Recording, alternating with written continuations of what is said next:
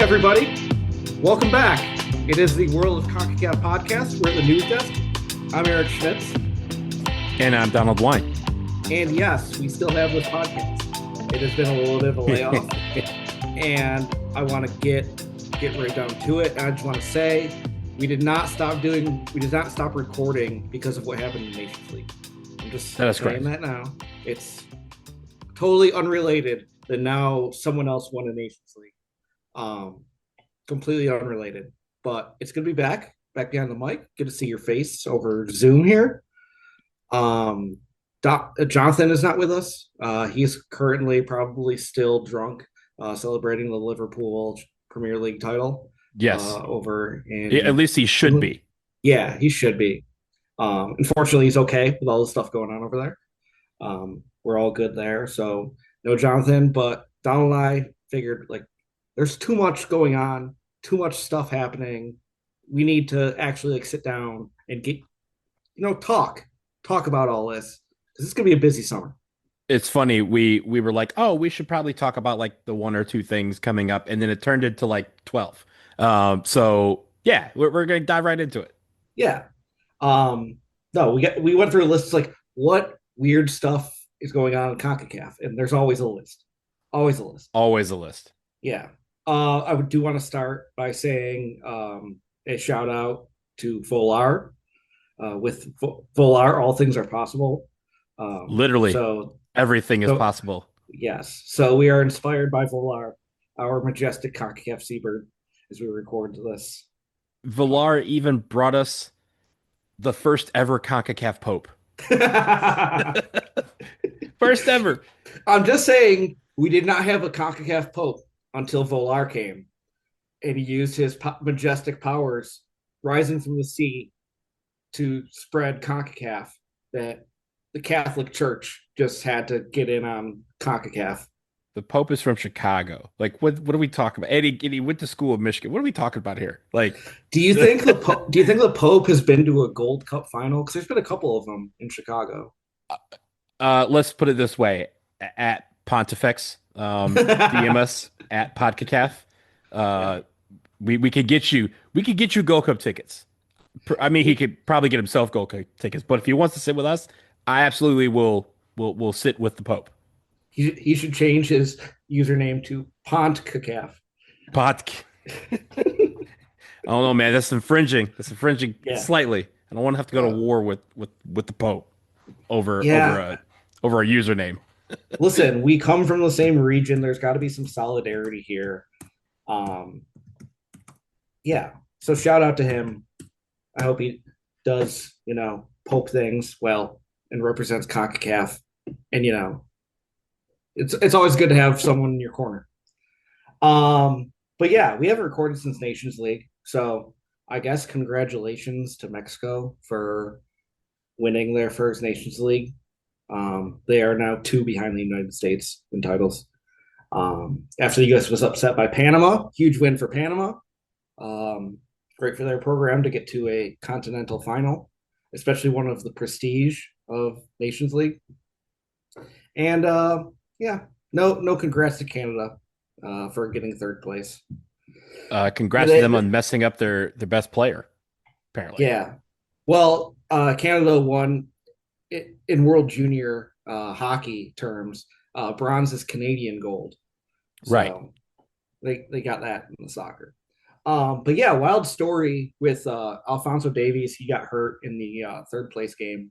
And after the tournament, his agent was just like, Canada shouldn't have been playing him. It's kind of a wild story. Well, it started off, of course, it was the third place game. So most people will say there's not a lot to play for in a third place game of any tournament, right? There's some tournaments that forego it completely, but the Nations League has guaranteed couple of games. And so I guess the agent came out after the game, and Davies was hurt, maybe 25 minutes into the game? I know you were there. Yeah. It was 25 minutes into the game that he got hurt. So it was very early on, and we wish him a speedy recovery because he's a great player to watch. But afterwards, the agent basically said that, Alphonso Davies kind of said, hey, I'm I'm kind of laboring here. I have a knock of some sort. Probably shouldn't play this game, and for lack of a better word, was forced to play by Canada. That's the word from the agent. He then went back to Bayern Munich. Bayern Munich was like, "This is worse than we thought." Like, I think he had Yeah. immediate surgery, and they started blaming Canada for Alfonso Davies even being in the roster because it felt, according to them, it felt like they felt like that he shouldn't have even been playing at all.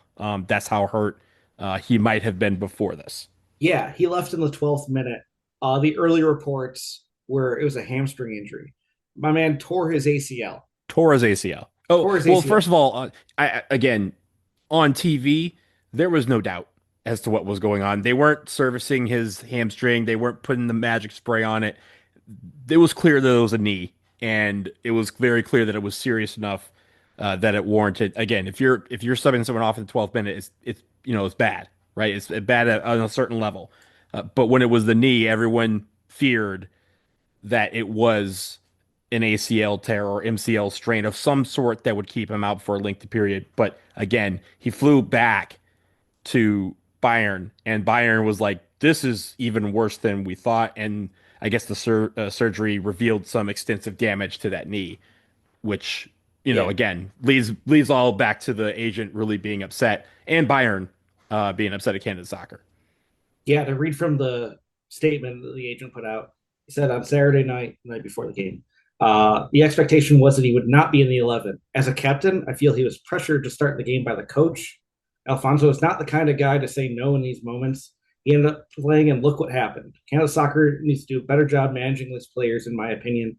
Alfonso is down and obviously really disappointed about this injury. Thankfully, he is in wonderful hands with a world class group at Bayern who will take great care of him. And then he had surgery and out for And several months. Bayern was, there was the talk that Bayern was going to sue Canada Soccer, right? Mm-hmm. Because of all this. And that didn't come to pass. I think cooler Well, heads prevailed, but Bayern knows they got no money. What are you going to sue them right, for? right. Maple syrup?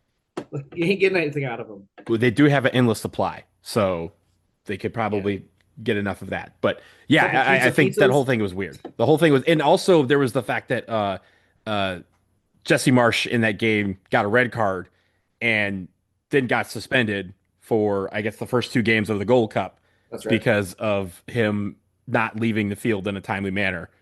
So there was that added to all of this. Yeah. My man threw a fit. Yeah.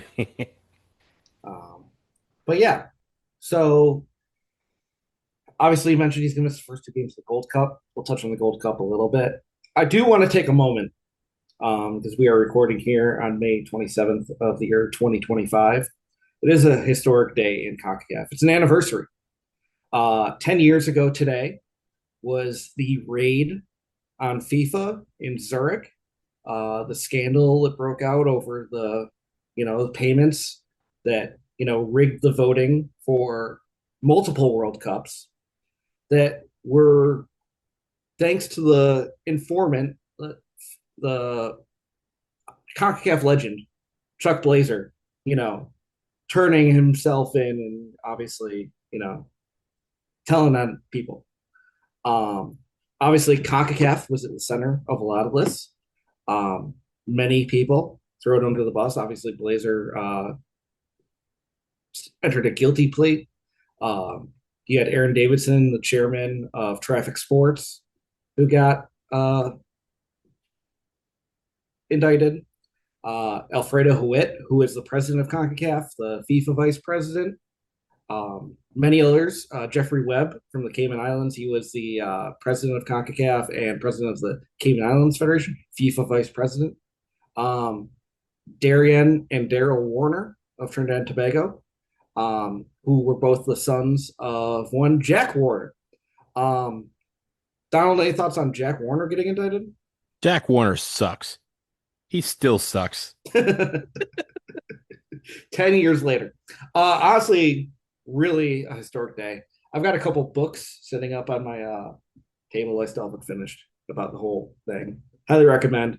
It's really a monumental time that was in CONCACAF because obviously there was, the need for reform. And looking back 10 years later, do you feel like we've gotten the kind of reform that we need as we look forward to a Gold Cup where Saudi Arabia is a guest Well, replacing guest Qatar. well, in a way, right? Like the whole scandal blew up because they were feeding votes to try and influence the vote on World Cup hosting sites. And now we don't even get the vote anymore because they basically have just, kind of figured out how to rig, make single bidding They got for a the next like five rotation. World Cups. Yeah, they Yeah. have the rotation, and the rotation is very tight knit, which, could yield a Island World Cup in We'll 2038. we'll get to that right after this. We'll get to that right Okay, after this. okay, but I mean, yeah, we've gotten rid of that part. The voting part, you can't really bribe the vote if there isn't one. But I think in a way, FIFA feels like their reform is streamlining all this stuff so that they can get down to the business of soccer. But in essence, is really denying some of these, potential bids the opportunity to have their voices heard. How many people thought that? Um, I mean, look, even Qatar, right? Like Qatar had their day, came up against the United States. Morocco went up against the United States twice and lost, and finally was able to get in 2030. But there's a lot of bids out there that deserve to have their time. I don't think Australia, New Zealand would get the 2023 World Cup, the Women's World Cup, if there was a closed process like there has been for the men, and even now has extended to women because, of course, the United States and parts of Concacaf will get it in 2031. The United Kingdom will get it in 2035, and that's essentially set. So I feel like opening this process back up does one thing, but also with the expansion of all these tournaments to 48 teams, and now they're talking 64 on the men. There will be 48 for the women in 2031. That again reduces the number of team or of countries who could make a serious bid and allows FIFA to kind of steer in the direction they want to go. Yeah. And I mean, at some point, they might just need to expand it to 210 teams and, systematically over a couple of years, just weed it down to, your round of 32, your round of 16, You know which, what? That's a great idea. I that's a, you know what? Just off the top, hear me out. I have a name for that tournament, like that little portion. I yeah. could call it qualifying, and then you qualify for the final tournament, which would Mm. be like 32 teams, or I guess maybe 48, but really 32, and you qualify for that part, and then you have a tournament where you get a champion. It's not, it's just a rough Just idea. spitball, just Rough spitball. idea. We'll Yeah. we'll hammer out the details later. Yeah. And it is interesting because of that scandal, they delayed the process for voting on the 2026 hosts. And obviously, the United States very instrumental in the whole scandal, the arrests and indictments, and really bringing down this corruption. They end up delaying the vote, and 2026 happens to come in the U.S. And a lot of that is they're just going to make a shitload of money, but maybe it's all right. You get the World Cup that you thought you were going to get. Let's move on with our day. I don't know. But shout out Chuck Blazer, who, as of recording time, is still dead. But we did mention 2038. So 2026 set. That's the United bid, US, Mexico, Canada. 2030 already announced. It's Spain, Portugal, Morocco, in Europe, in Africa. And then the three South American countries are it's Uruguay, Argentina, Uruguay, Argentina, Paraguay. Paraguay. So we got six countries in 2030. 2034, we're going back to the Middle East, Saudi Arabia. They've already, you know, got that locked in. The checks are cleared. And now 2038, because of this rotation, we've got CONCACAF in 2026. We've got CONMEBOL, UEFA, and And Africa Africa. in 2030. 2034 is technically Asia. So there's really only one confederation left in the rotation, and that is Oceania. And there is discussion about a potential New Zealand World Cup, where they may co-host with Fiji, another Oceania nation, and potentially playing more games in the United States. Logistics aside of playing across that many time zones with, that many flights needed to get back and forth to places. Obviously, Oceania deserves a World Cup. And I think we deserve to go to Oceania for a World Cup. But is this Agreed. really feasible? Not a trans-Pacific World Cup as has been proposed. Now, I will say this, having games in Hawaii um, does actually make some sense if you're trying to do this. But even with that, right, and here's the thing, it makes a tiny bit more sense when you consider the fact that there are going to be teams, probably the United States in 2030, who will be flying from Uruguay or Paraguay or Argentina to Spain. That is a 10-hour trip, right? To get from one to the other. From LA to Auckland, New Zealand is 15 hours. Yeah. I've done it, right? So it's a long flight. From Hawaii to Auckland, I believe, is 9 hours. So it's a long, long flight. And I think the one thing that kind of makes it weird is that because Saudi Arabia is hosting in 2034, the natural partner for New Zealand, Australia, is excluded from this. Yeah. So and that would make all the sense in the world. New Zealand, Australia, again, maybe throw in a Fiji, who's trying to build a stadium big enough to be able to host this thing. And again, even if you wanted to throw Hawaii into that mix, you know, that's still an outlier. But yeah, sure, go ahead. But because of Saudi Arabia, that has messed up this potential natural pairing and has created this opportunity for FIFA to go, maybe we could still make some money off this thing if it's only Oceania and CONCACAF. Now, the one thing that is interesting is that Victor Montagliani, who is Canada Soccer's president and also the current president of CONCACAF, has told England, yo, you should bid in 2038, even though you're not supposed to. Giving indication to England that if they had a joint UK bid of some sort, that he would be behind it as the CONCACAF president who would be eligible for his region to once again host this World Cup. So that is an interesting wrinkle. There's a long way to go with this, but the idea is fascinating and also terrifying at the same time because logistically this would be the worst possible thing to do. And who knows, the way that 2030 hosts are trying to do, we could have 64 teams at that point. Yeah. So that would make this even worse to have 64 teams flying across more than 12,000 miles in, like you said, what, 11 time zones or something like that? Yeah. 2 days, right? You could literally have games on two separate days um, with this World Cup. So Yeah. it's wild. Yeah. I'm reading this report, Stars and Stripes FC. I don't know if you're Oh, yeah, I've aware heard of of the them. publication. Yeah.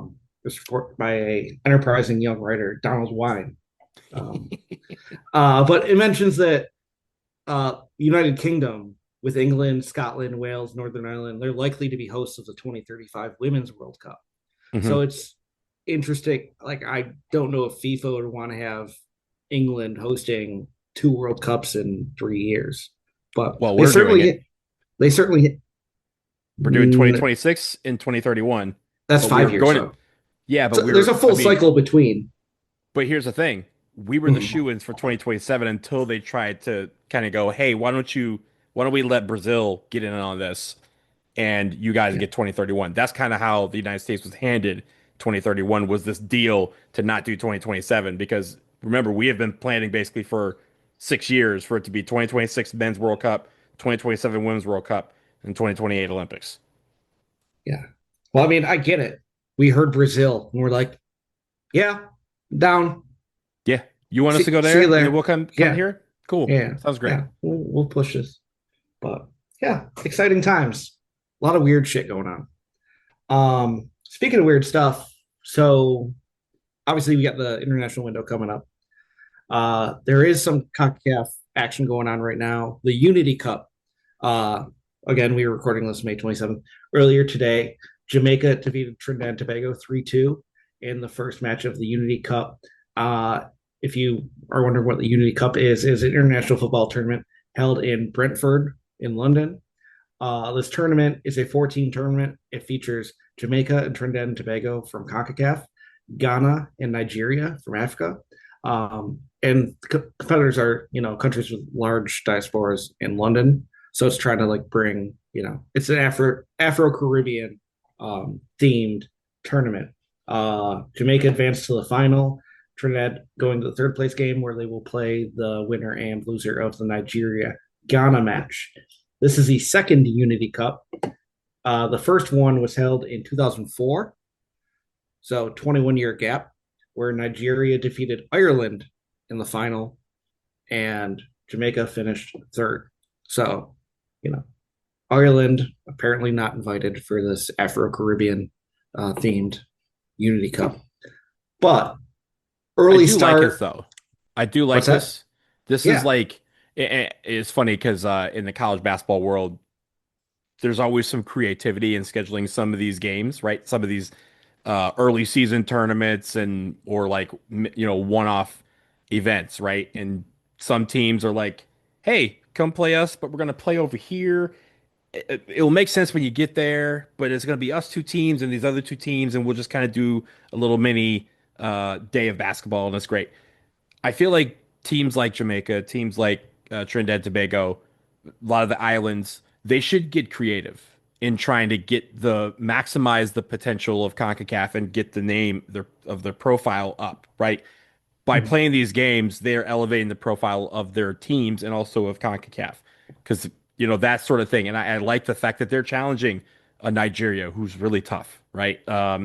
Not the toughest team in the world, but a tough out no matter when you play them. Yeah. Those are the type of games you want to see them playing. Yeah. And I mean, these are mostly domestic squads because we are not Hmm. within a FIFA window.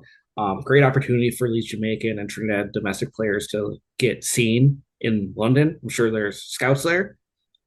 Great opportunity for them to show themselves off, and great opportunity for them to also start preparation early for World Cup qualifying, which comes up in this June window. Obviously, massive for Jamaica to make sure that they lock in moving on to the next round, as well as Trinidad. So good to see. Rooting for Concacaf. We're Team Concacaf here. So hopefully, the Reggae Boys and the Soccer Warriors can get some dubs over in London.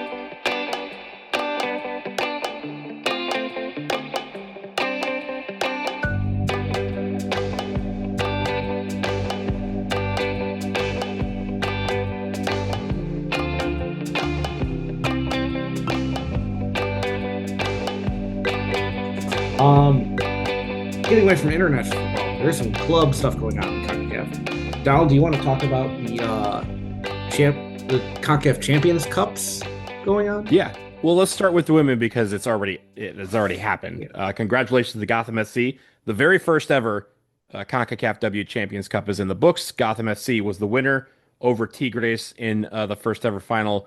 Uh, this is something that I hope continues to take off, and I think as it evolves, this is again, it's only his first year. As it evolves, I think they'll figure out a way to get more teams involved and create a full group stage and make it, kind of the spectacle that it is on the men's side. And the men's side reaches its conclusion this weekend. Cruz Azul is hosting the final against the upstart Vancouver Whitecaps, who have been electric to start the season, both in Major League Soccer, but also in this international tournament. The winner would get a bid to the 2029 club, or is it 2020? Yeah, 2029 Club World Cup. So Yeah. they'd be one of the first teams to qualify for this next Club World Cup, not the one that's happening in like 15 days. Yeah. Um, is is there going to be a Women's Club World Cup that this CONCACAF, if the Gotham is going to qualify for now? There is, but they haven't released details on how that's going to work yet. Yeah. I think they've See, it's delayed exciting. some of it. Yeah. Yeah, it's exciting for me for the women's game to get in, like to learn CONCACAF. Hmm. Like all these women's teams, it's like, yeah, go on the road, go play in those environments. The fans learning more about like the network of what CONCACAF is, and then eventually, yeah, when we get to full international tournaments where we can have American and Mexican women's teams going and playing competitive games against teams in Europe and Africa and like really getting a sense of like where they stand in the international game. So exciting for that. Yeah. But speaking of the men's World Cup, the men's club World Cup, there's going to be a playoff because of the whole Club Leon thing. Do you want to try to Yes. explain it? Because it's confusing for me. Yes, I can absolutely explain it. So, Club Leon, of course, had won a CONCACAF Champions Cup and thought they were in this grandiose Club World Cup that's supposed to start next month. However, Leon is owned by the same parent group that owns Club Pachuca, who is also in the Club World Cup. And FIFA has a very strict rule that in a club competition, an owner cannot have two teams in the same competition. So basically, Alajuelense, who through something, I forgot why they had a beef, but they basically said, hey, because Leon is a club is a owned by another team essentially, they should be out. We should be in. So Alajuelense sued the Court of Arbitration for Sport, saying that Leon should be kicked out and that they should be put in. FIFA agreed that Leon should be kicked out because of the two the owner rule, and they said that instead there should be a playoff. Now, Alajuelense sued to get into the Club World Cup outright. Leon and Pachuca sued to keep Leon in their space. And this is after the draw. Leon was drawn in with like uh was it Esperance de Tunis and Yeah. Chelsea. So they were already in a group and they're already preparing for this. This happened in like April that they were Yeah. kicked out. Tickets were on sale for these Tickets games. have been on sale. Like Leon fans could have Yeah. snapped up all the tickets possible. They were supposed to be here in Nashville. And yeah, like Yeah, it blows my mind that this was not, why did no one think that this might be an issue when you had the draw did the and put draw. tickets on sale? Yeah. Like, Again, it's not wow. like Leon just got in, right? Yeah. They were one of the teams. They had all 32 teams already decided when they did this draw, and then this happens. So the Court of Arbitration for Sport threw out everybody's appeal, right? They threw out Alajuelenses, they threw out Leones, they threw out Pachucas. So now there is this Club World Cup playoff that will take place between Club America, who I believe is number one in the CONCACAF standings, and LAFC, who I guess, again, was They lost the final to they Club lost the Leon. final to Club Leon, right? So they would have been in. And so they are having a playoff on Saturday at BMO Stadium in LA to determine who will get Club Leon's spot in this Club World Cup. Mind you, their first game is on June 18th, I want to say. So they will have 18 days to prepare for this Club World Cup. And they will be playing Chelsea in their first match. So again, a big mess. It's kind of added some drama to at least the final playoff spot, unlike the actual final playoff spot, which kind of was handed to Inter Miami. But yeah, this is a CONCACAF mess that has turned into a FIFA mess. But at the end, CONCACAF will still have a team represented in the form of Club America or LAFC. Looking forward to that, I guess.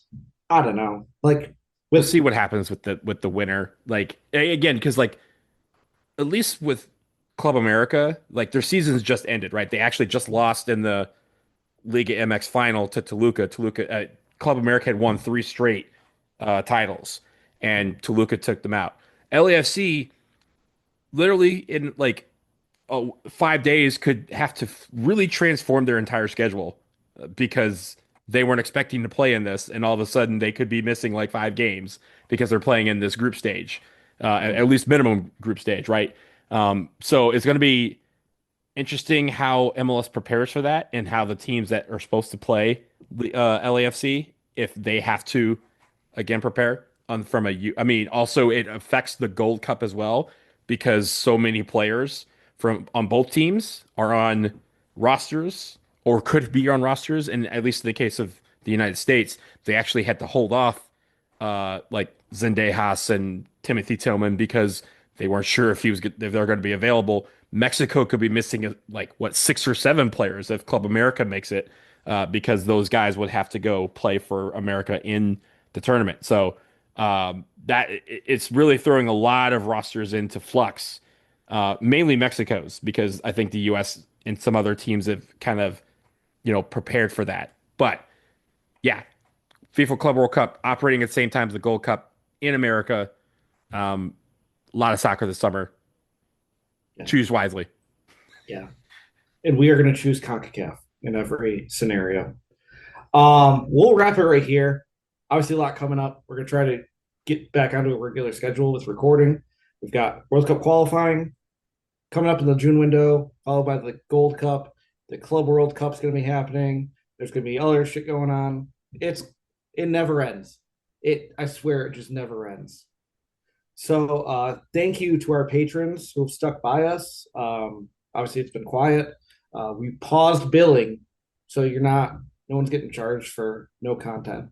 So we appreciate you sticking with us, supporting the podcast, But making sure we can afford to do this.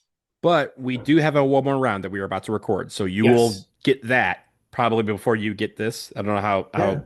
yeah. Yeah. No, I mean, if you're asking what is this one more round, it's a bonus podcast that only our patrons can listen to on our Patreon. So go to our Patreon, patreon.com/podcacaf. We appreciate your support. You can follow us on social media at podcacaf, POD. Donald, where can they find you? At Blazing DW, mainly on Blue Sky and Instagram. Yes, we prefer the blue ski these days. But support us on Patreon. We really appreciate it. We appreciate you, our listeners. I appreciate you, Donald. I appreciate Volar. I appreciate Jonathan, but mostly Volar for spiritually guiding us through these torrid times. That wraps us up. We're going to record one more round after this, and we'll see you next time. Thanks. And yes, Chuck Blazer still dead.